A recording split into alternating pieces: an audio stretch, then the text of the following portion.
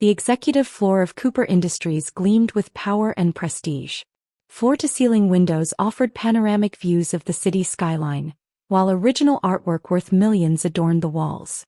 My corner office, all 2,000 square feet of it, was larger than my parents' first house. Not that they knew that. As far as my family was concerned, I was just a secretary at some corporate office downtown. Miss Bennett. My actual executive assistant's voice came through the intercom. Your brother Michael and his partners are here for the merger meeting. I smiled, adjusting my Chanel suit. Give me 2 minutes, then send them in. This meeting had been 6 months in the making, though not in the way Michael thought.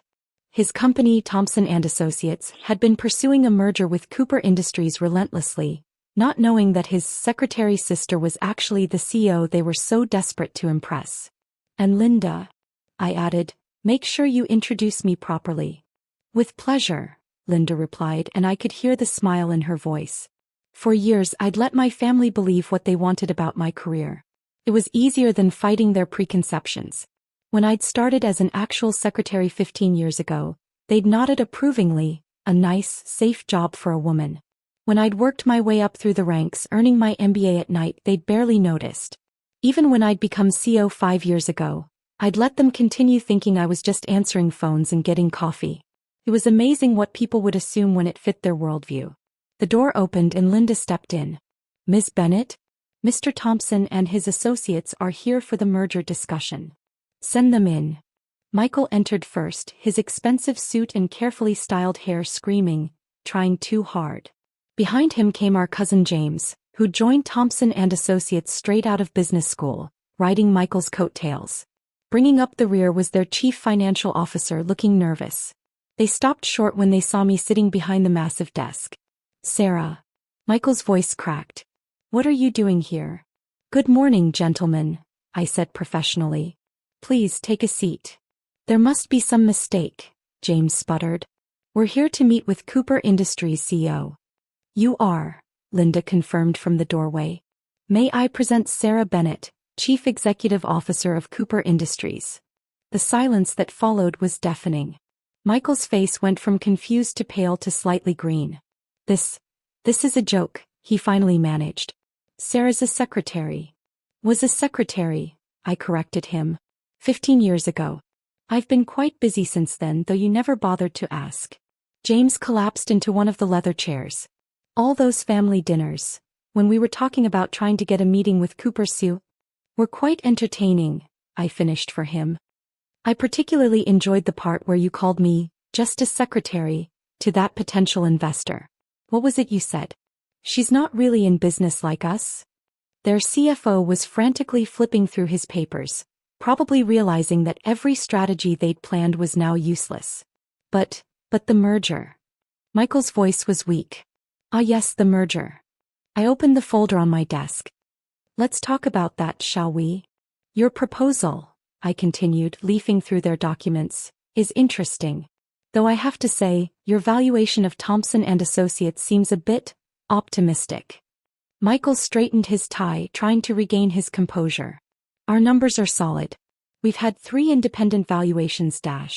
From firms you chose and paid, I interrupted. Our analysis suggests something quite different. I slid a document across the desk. As you can see, we value your company at roughly half what you're proposing. James grabbed the paper, his hands shaking slightly. This is ridiculous. Our client portfolio alone is heavily leveraged and losing market share, I finished. Did you think we wouldn't do our due diligence? That we wouldn't notice how many of your clients are reducing their contracts? The CFO looked like he might faint. He knew the numbers were bad, probably had been trying to tell them for months. Sarah, Michael tried a different approach. We're family. Surely we can Family. I raised an eyebrow. Was it family when you told Mom and Dad not to invest in my little career, because I was just a secretary? When you laughed at my MBA graduation saying I was wasting my time? When you spread rumors that I couldn't handle real business?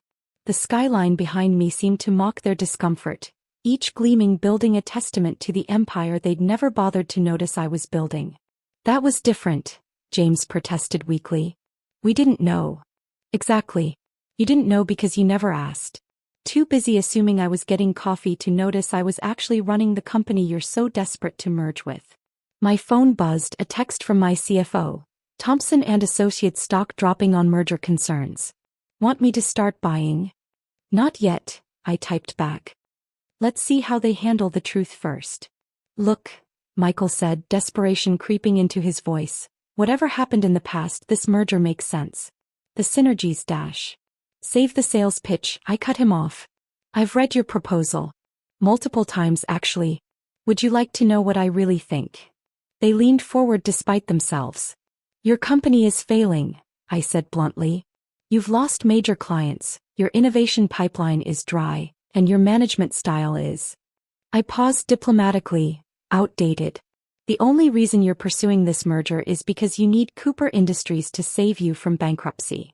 The CFO was nodding slightly, finally someone telling the truth. That's not true, James protested, but his voice lacked conviction. No. I pulled out another document. Your quarterly projections? Pure fantasy. Your client retention rates? Plummeting. Your staff turnover? Higher than ever. Face it, gentlemen, you're not here to merge. You're here to be rescued. Michael slumped in his chair. What do you want? Want? I smiled. I don't want anything. This is business, remember? Like you always told me, no room for sentiment in the boardroom. I stood up, walking to the window. The city spread out below us, half the buildings containing offices of companies that worked with Cooper Industries. Companies that respected me, valued my leadership, unlike my own family. However, I continued, I am willing to make a counteroffer. They perked up slightly. Cooper Industries will acquire Thompson and Associates, at our valuation, not yours. You'll both step down from management positions. Our team will handle the transition. Step down. Michael's voice rose. But the company, our positions, are no longer tenable, I finished. You've run Thompson and Associates into the ground. Did you really think we'd let you keep managing it? James was reading through our valuation again. These terms, they're barely above liquidation value. Which is generous, considering your company's actual worth. I returned to my desk. You have 24 hours to accept. After that, we'll simply wait for bankruptcy and buy your assets at auction. You wouldn't, Michael said, but his voice was uncertain. Wouldn't I? I raised an eyebrow. Like you said, no room for sentiment in business. My phone buzzed again, a news alert this time. Thompson and Associates stock continues to fall amid merger uncertainty. By the way, I added, you might want to check your stock price. Markets don't respond well to merger difficulties. James frantically pulled out his phone, his face paling further. It's down 30%. That's what happens when investors lose confidence, I said. Speaking of which, how many of your clients have confidence clauses in their contracts? You know, the ones that let them terminate if your stock drops below a certain point. The CFO closed his eyes in defeat. He definitely knew those numbers. You're destroying our company, Michael accused. No, I corrected him. You destroyed your company. I'm offering you a lifeline, albeit one with conditions. What conditions? James asked warily. Besides stepping down? I smiled. Well, you'll both need new employment. Fortunately, Cooper Industries is always hiring. I believe we have some openings in the mailroom. The mailroom? Michael stood up, outrage overtaking fear. Do you know who we are? Yes, I said calmly. You're the people who spent years telling everyone your sister was just a secretary. Consider this poetic justice. My phone buzzed with another text from my CFO. Ready to start buying their stock?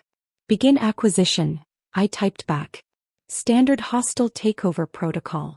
And make sure HR prepares those mailroom applications. Looking up at their stunned faces, I continued.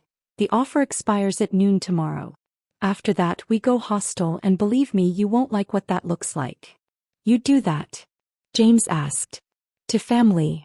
Family. I laughed. Let me tell you about family. Family doesn't dismiss your achievements.